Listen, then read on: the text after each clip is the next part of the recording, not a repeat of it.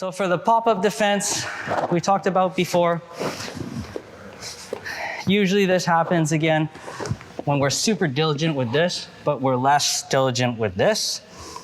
And then guys are gonna pop up to the knee or come into the mount. So the first one we showed was pretty much we bridge up and create a frame, trying to get this knee into the hip, right? This second one, it's kind of like a knee block or a knee frame.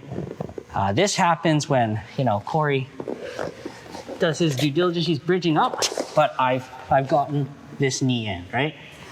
So what happens here generally is when you get this knee in, this isn't really a knee on belly, right? So in the last iteration of the frame defense, if he just keeps framing out and hipping, he can get that knee in front, create a frame, right? So on the bottom, I have this kind of right knee kind of pressuring. He decides to pop up. I'm already here, but sometimes he'll get that knee in, right? And I'm not quite here.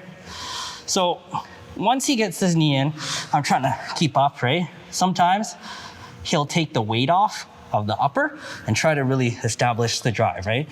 So if I don't have anything to frame off of for the knee block, we're gonna transition to what we kind of used for the knee on belly defense. So again, you take your weight off and drive this in. I'm gonna frame at the knee and block here, right?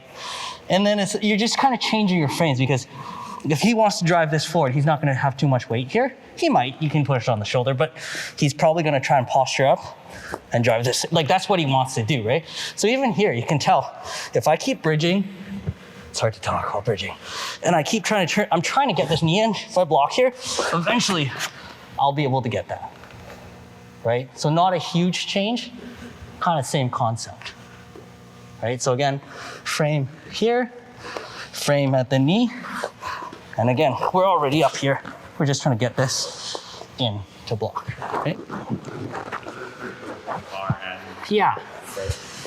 Just beware when you push, you're really pushing with the palm. Right. This is just a cup. Because if you push with this, then you're just gonna wrist lock yourself, right?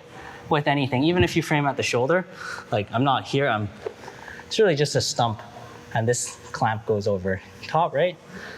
You'll see otherwise people will try. It's common in the gi, you grab here and they try to wrist lock you and all that cheesy stuff, but it can happen here too. So if I frame like this, I'm gonna jack myself up for no reason.